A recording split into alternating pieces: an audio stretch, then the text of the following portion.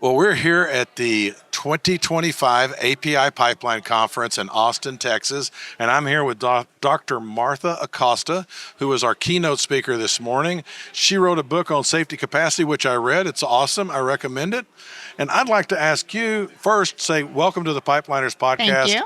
And I'd like to ask you, what caused you to write a book on safety capacity? Well, I was involved in the creation of the concept of HOP early on with Todd Conklin, where we took HPI from the nuclear power industry and applied it to the nuclear defense industry. So HPI? HPI, human performance improvement. Okay. And the focus there, it was a really important focus, was that we recognized that you couldn't fix the worker, that error is normal, that everybody makes mistakes, that even the most expert people make the most mistakes. And in fact, they make the craziest mistakes because they know how to work around the system to get things done.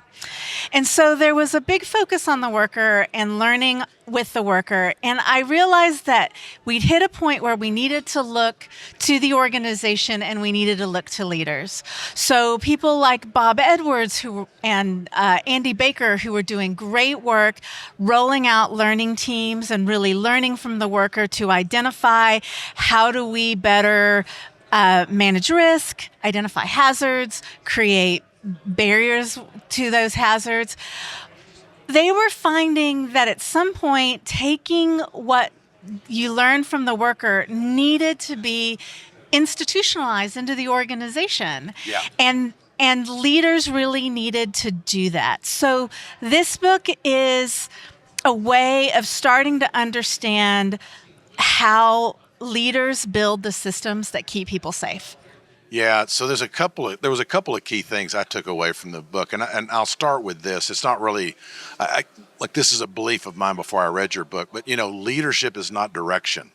Right. Leadership is seeking to understand. Yeah. And your book really kind of underscores that safety capacity is all about working with the people doing the work and seeking to understand what are they doing and why are they doing it that way and so forth. And that, you would think that would be instinctive, but I don't know that it is. And you made a really good point in your presentation that, when you get a job in a pipeline company as a manager, you don't start with this. You start with, here's your HR manual and here's your procedures manual and here's your roles and responsibilities and all this stuff, which is not leadership. Yeah, which is not the same it's thing. something else. I don't know what you call it, but it's something else. Yeah.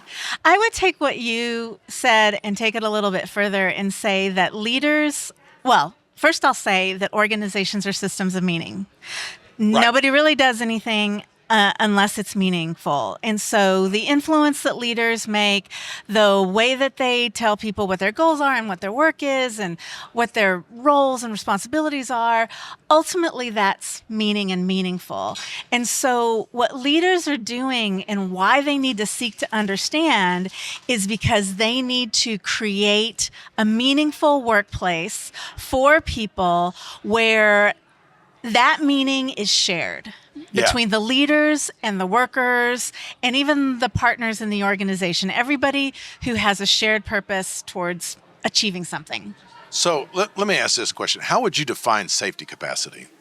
So I define safety capacity as an organization's ability to absorb failures and recognizing that failure is something different from what we think about it as the bad outcome, but failure is just the unexpected and the unwanted occurrence that happens on a regular basis. It's any outcome that's not the outcome you were looking for. Exactly. Right. Yeah. So this is something I thought was really interesting. And again, I didn't get it out of the book, but I got it out of your presentation today, is you talked a little bit about needing to understand there's kind of different classes of failures. Yeah.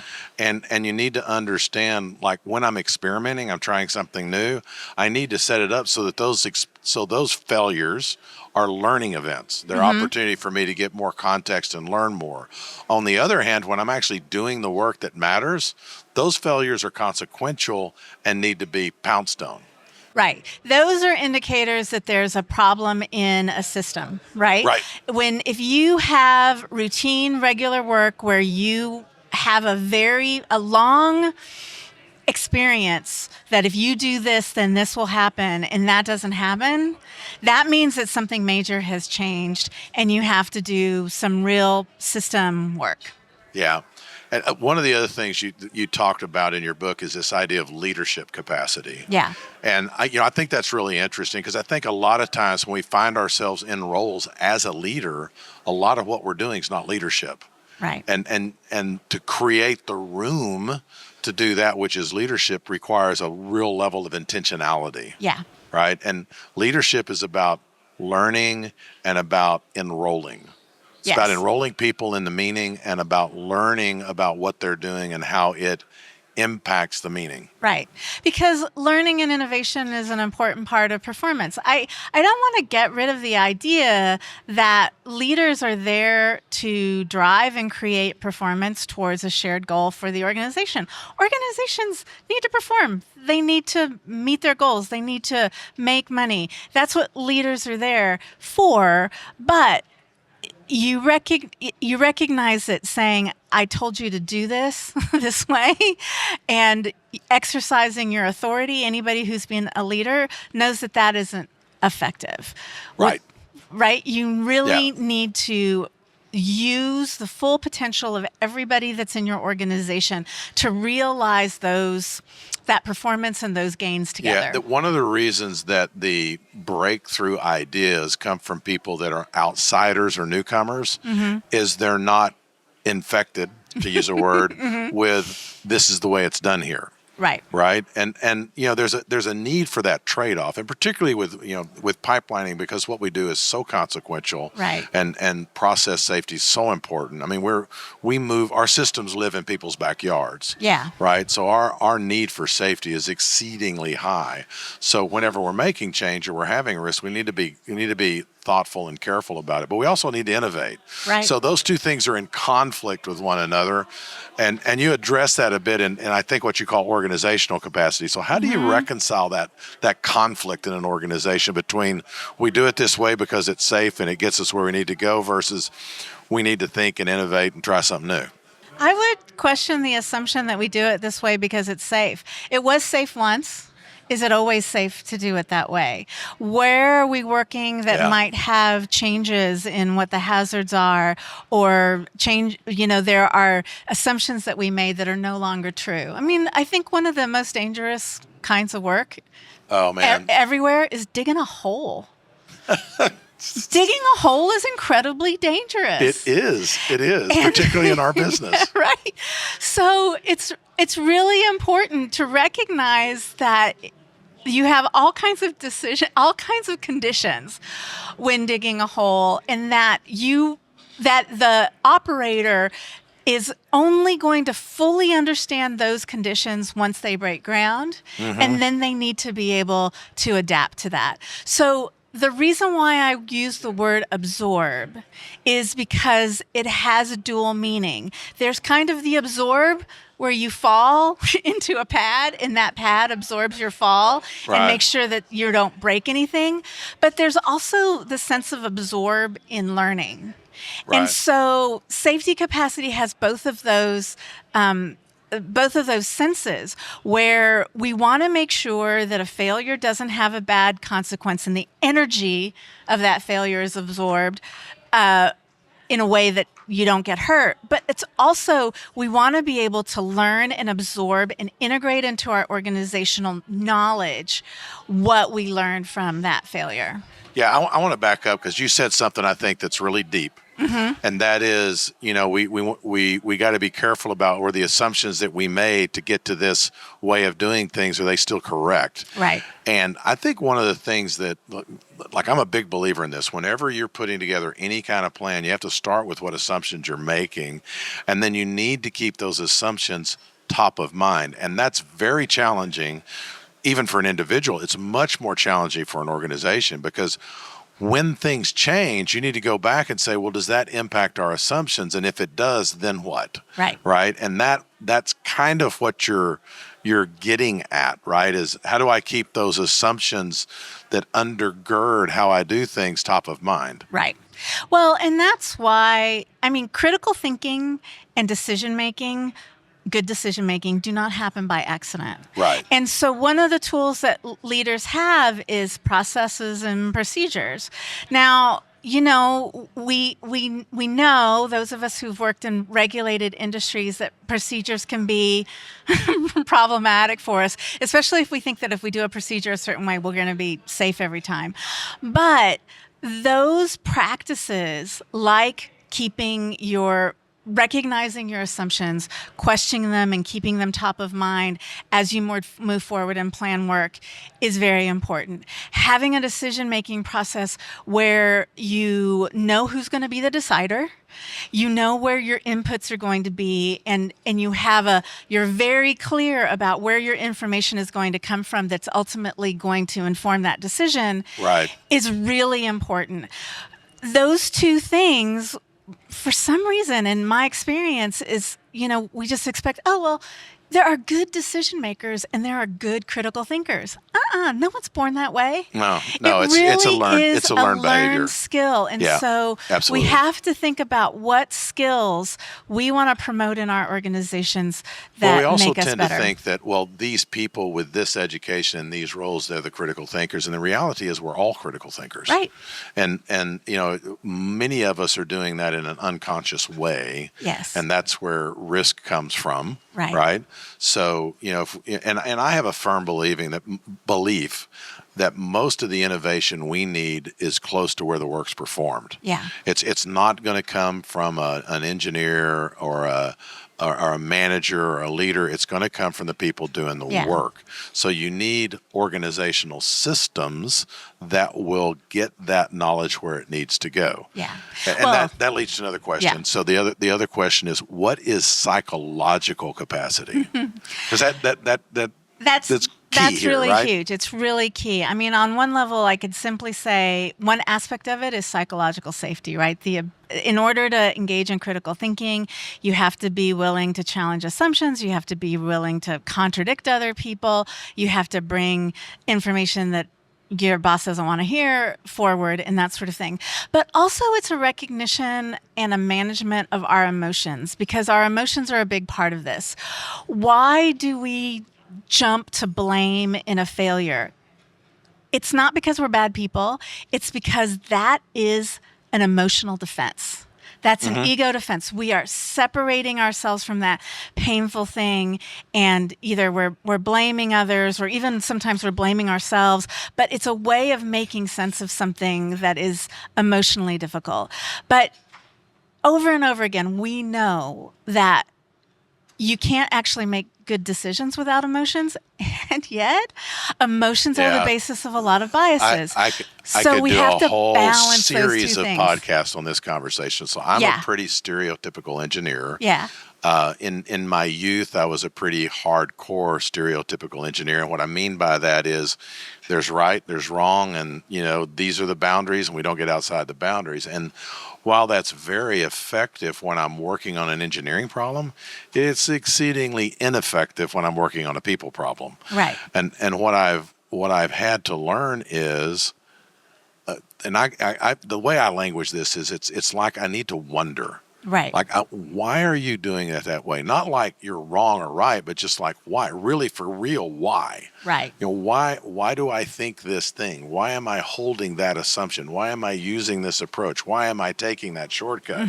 Whatever that is, I mean, just wondering about the why. And if you can get an organization that can wonder about the why, why did that not work? Why did that work? If you can wonder about the why as an organization, then out of that comes real opportunity for improvement. Right. Significant. I mean, you get transformational improvement out of that. I mean, I think in dealing with human systems, we're always experimenting a little bit. We're always discovering and creating new knowledge, because all human systems are complex systems. And so, every instance of a human interaction is going to be somewhat different. There's so many factors, nested systems that are involved in it. Perceptions, emotions, interactions, history, all of that sort of thing. it's not that it's not understandable. It's just that you don't find the right answer and then just stick with that right answer. I was Right. married to a physicist for a long time. We had long arguments about positivism and relativism and, all of this stuff. But The deeper the science, the closer the psychological and the physical become. exactly. So true.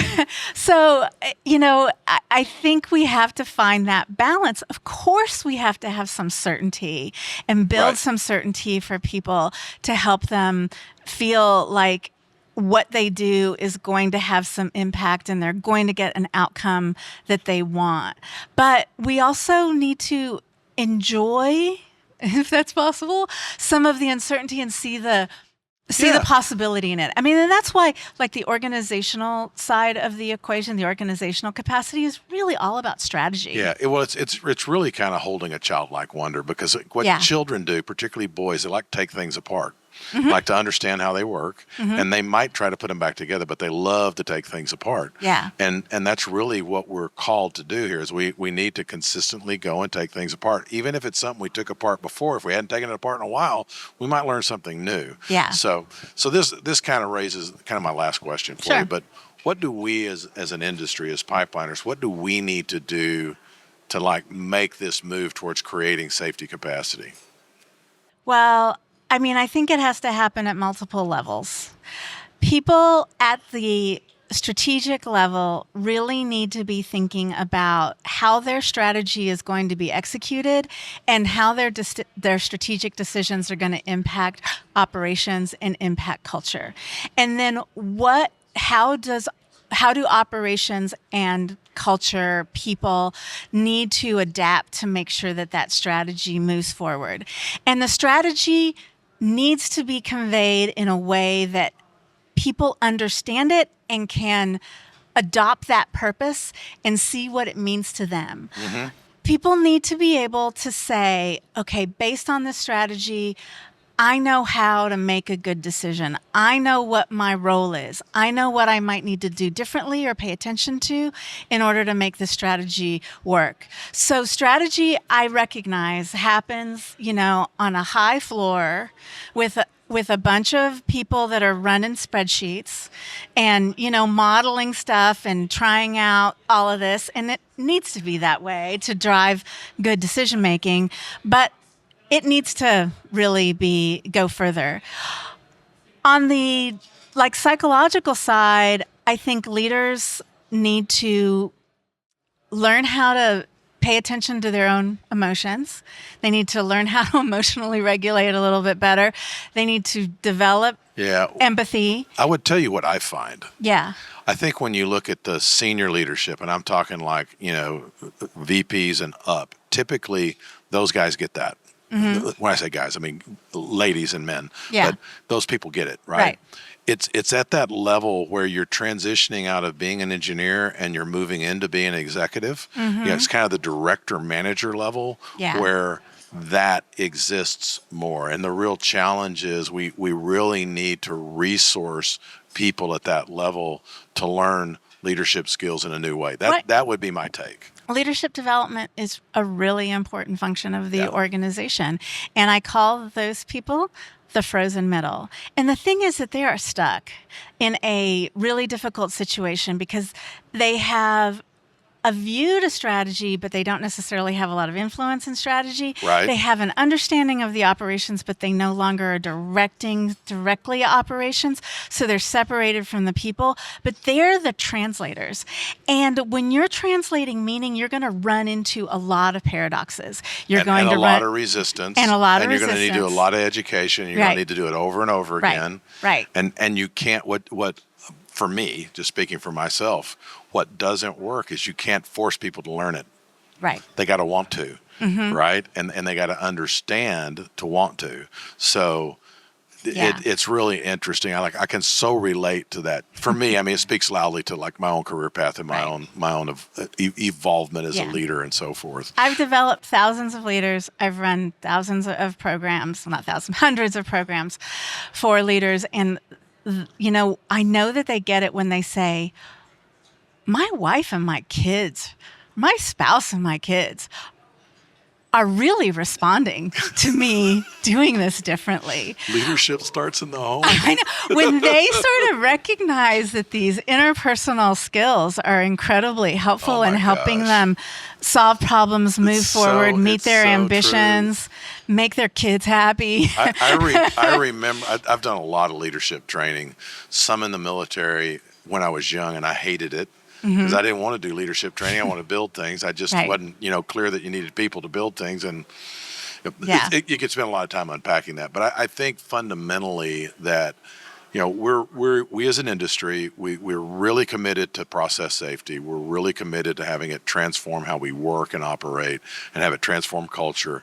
And we're I don't want to say struggling, but we're working on what are the resistance points and how do we break through them? Right. And this, so from my standpoint, I think you have a lot of great information in your book. I thought you did a great presentation, and hopefully people will listen to this and they'll get your book because it's a pretty easy read and it's got a lot of meat in it. So thanks very much. Thanks for being on the podcast. Absolutely. This was a great time. It's great to talk to someone who who automatically gets it. Yeah, I should share with the listeners that when we got on the phone and we were kind of comparing notes, we very quickly strayed off of what we were there to talk about and started talking about, like, how do you do, we actually got into the meat of it real quick. So yeah, absolutely. Anyways, great to have you here. Thank you so much. I appreciate it.